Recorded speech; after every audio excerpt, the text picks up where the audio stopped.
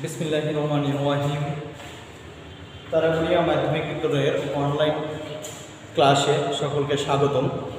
আমি গতদিন তোমাদের ফিনান্সের অর্থের সময়মূল্য চ্যাপ্টারের নিয়ে কথা বলেছি। আজকে হচ্ছে এই অর্থের সময়মূল্যের সূত্রগুলো নিয়ে একটু আলোচনা করব। আমি মনে হয় যতদূর তোমাদের শেষ করে যেগুলো তোমরা চেষ্টা করছো বাড়িতে একটু দেখার, তো আজকে এখন শুরু করবো হচ্ছে আমরা অঙ্কে বা ম্যাথমেটিক্যাল সমাধান যেটা বা গাণিতিক সমস্যার সমাধানগুলো করার জন্য যে সূত্রগুলো আমাদের প্রয়োজন হবে সেই সূত্রগুলো আলোচনা করব। তো গতদিন অবশ্যই তোমাদের আলোচনা করেছিলাম, তোমরা অবশ্যই এগুলো দেখেছো বাসায়, যে অর্থের সময়মূল্য কী জিনিস, অর্থের বর্তমান মূল্য কী জিনিস, অর্থের ভবিষ্যৎ মূল্য কী জিনিস, এগুলো তোমরা পড়েছ। তো এখন দেখি আমরা অর্থের বর্তমান মূল্য বের করার সূত্রটা। অর্থাৎ আজ থেকে 5 বছর পরে তোমাকে হয়তো বা তোমার বাবা বলেছে একটা ল্যাপটপ কিনে দেবে, তার জন্য ব্যাংকে 20,000 টাকা, ল্যাপটপটা কেনার জন্য সেই সময় হয়তো বা 40,000 টাকা লাগবে।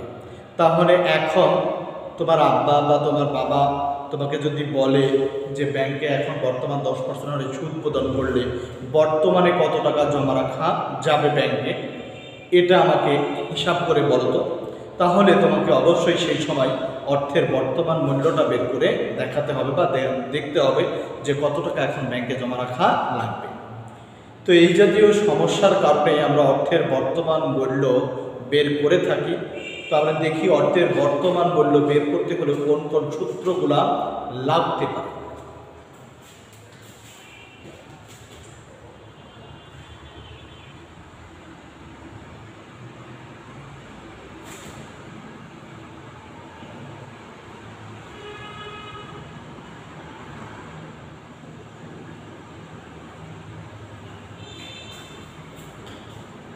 পিভি সমান সমান এভি ভাগ 1 + i⁴ n।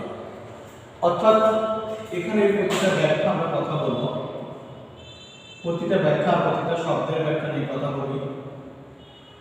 পিভি সমান সমান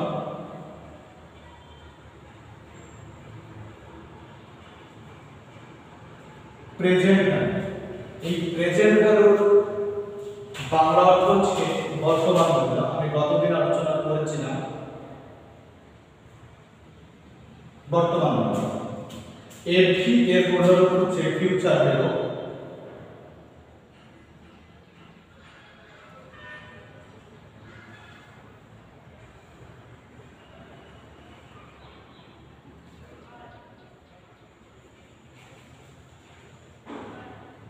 সাধারণত আয় একটা বলে রাখা ভালো, হয়তো বা বইয়ে আয়ের পরিবর্তে আর থাকতে পারে।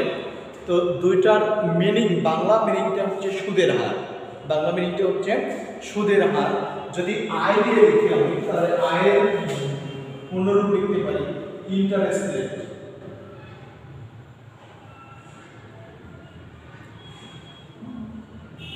অনেক সময় বইয়ে হয়তো তোমরা আর পেতে পারো, ছোট হাতের আর।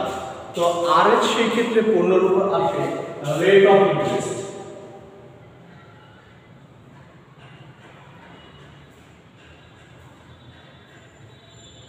রেট অফ ইন্টারেস্ট, যার দুটারই অর্থ হচ্ছে সুদের হার। তাহলে আমরা বুঝতে পারলাম যে সূত্রে আয় অথবা আর এই দুটার যে কোনো একটা দিয়ে অঙ্ক করা যাবে, তাতে কোনো সমস্যা হবে না, কারণ দুটার একটাই অর্থ আসছে সুদের হার। আয় বলতে আমরা বুঝি ইন্টারেস্ট রেট, আর আর বলতে বুঝি রেট অফ ইন্টারেস্ট। দুটার অর্থই আসছে কি বলো, সুদের হার। তাহলে আমরা পেলাম সুদের হার। এবার এন হচ্ছে, এন এর পূর্ণরূপ হচ্ছে নাম্বার অফ ইয়ার, অর্থাৎ বছর সংখ্যা।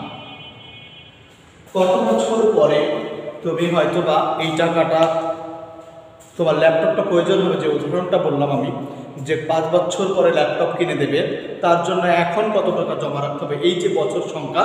তাহলে এই অঙ্কের ক্ষেত্রে এখানে আসবে হচ্ছে 5। তাহলে আমরা পেলাম বর্তমান মূল্য বের করার সূত্র হচ্ছে পিভি সমান সমান এভি ভাগ 1 + i⁴ n। এখন এভি হচ্ছে এমন যে 5 বছর পরে তোমার ল্যাপটপ কেনার জন্য কত টাকার প্রয়োজন হবে, ঠিক সেই ধরে না আমরা 40,000 টাকা এই পিভিটাই তোমাকে বের করতে হবে। অর্থাৎ 5 বছর পরে তোমার বাবা তোমাকে একটা ল্যাপটপ 40,000 টাকা কিনে দেবে। সোনালী ব্যাংক যদি 10% হারে সুদ পরিশোধ করে, সুদ দিয়ে দেয়, তাহলে তোমার বাবা আজকে ব্যাংকে কত টাকা তাকে জমা রাখতে হবে। এটা বের করতে হলে বর্তমানে কত টাকা জমা রাখতে হবে, এটাই হচ্ছে বর্তমান মূল্য। তো আমরা এই বর্তমান মূল্যটাই আমরা বের করার চেষ্টা করব। আর এটি হচ্ছে ভবিষ্যৎ মূল্য, অর্থাৎ ভবিষ্যতে 5 বছর পরে তুমি যখন ল্যাপটপটা তোমার বাবা তোমাকে কিনে দেবে, তখন ওই ল্যাপটপের মূল্যটা কত হবে। আমরা সংগতি ধরে নিলাম 40,000 টাকা। ইন্টারেস্ট রেট, সুদের হার আমরা ধরলাম 10%। আমরা পার্সেন্টটা তুলে দেব। 10% বলতে সাধারণত আমরা বুঝি হচ্ছে 10% বলতে বুঝি 10 ভাগ 100। 10কে 100 দিয়ে ভাগ করলে আসবে 0.10।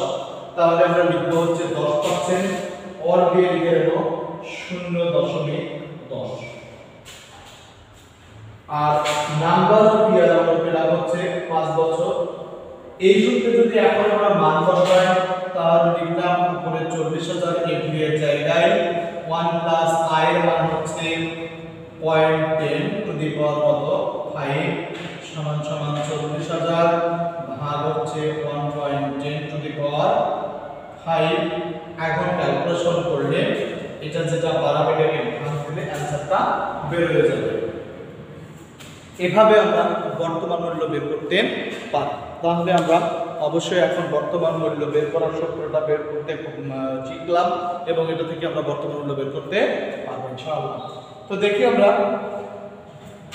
এই বর্তমান মূল্যটাকে আমরা এই সূত্র মুখস্থ না করে আমরা কিন্তু ভবিষ্যৎ মূল্য বের করতে পারবো, বা এই সূত্র থেকে আমরা ভবিষ্যৎ মূল্য বের করার সূত্রটা পেয়ে যাব।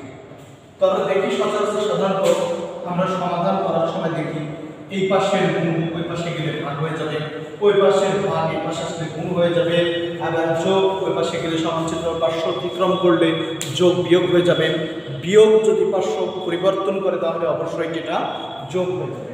ঠিক দেখি আমরা এখানে লিখলাম পিভি, এই পাশে ভাগ আকারে আছে হচ্ছে 1 plus I to the power n, তাহলে এই পাশে চলে আসলে 1 plus I to the power n গুণ হয়ে গেল, তাহলে পেলাম এফভি।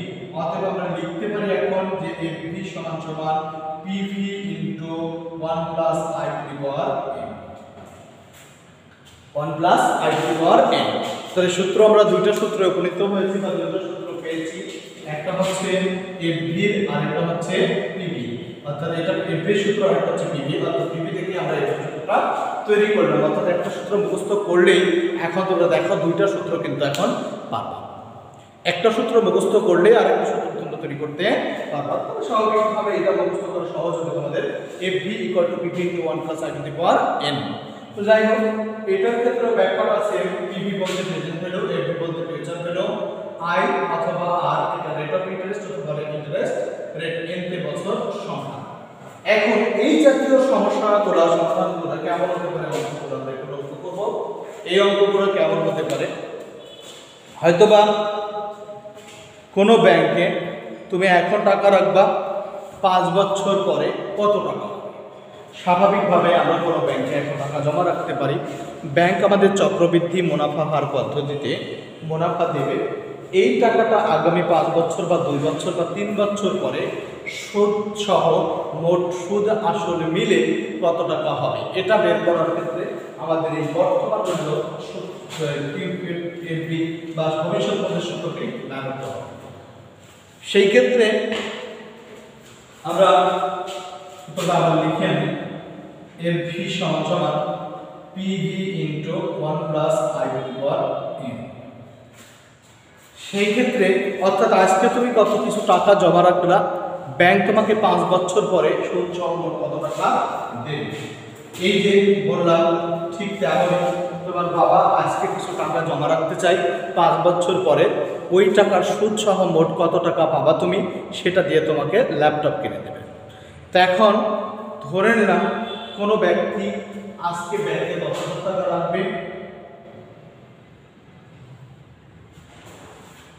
ব্যাংক হচ্ছে 15% হারে সুদ দিল আমাদের, সুদের হার 15%। এখন কোনো ব্যক্তি যদি মনে করে আমি 10 বছর পরে মোট কত টাকা পাবো, তখন আমাদেরকে যদি বলে কোনো অঙ্ক যদি এমন আসে বা কোনো ম্যাথমেটিক্যাল গাণিতিক সমস্যা যদি এমন সৃষ্টি হয় যে জনাব রফিক সাহেব আজকে সোনালী ব্যাংকে 15% সুদে 10,000 টাকা জমা রাখছে, 10 বছর বা 15 বছর পরে রফিক সাহেব মোট সুদ আসল কত টাকা পাবে, সেই ক্ষেত্রে আমাদের অবশ্যই ভবিষ্যৎ মূল্যটা বের করতে হবে। কেননা 10 বছর পরে যে সময়টা সেটা হচ্ছে ভবিষ্যৎ মূল্যের সময় বা ভবিষ্যৎ মূল্য।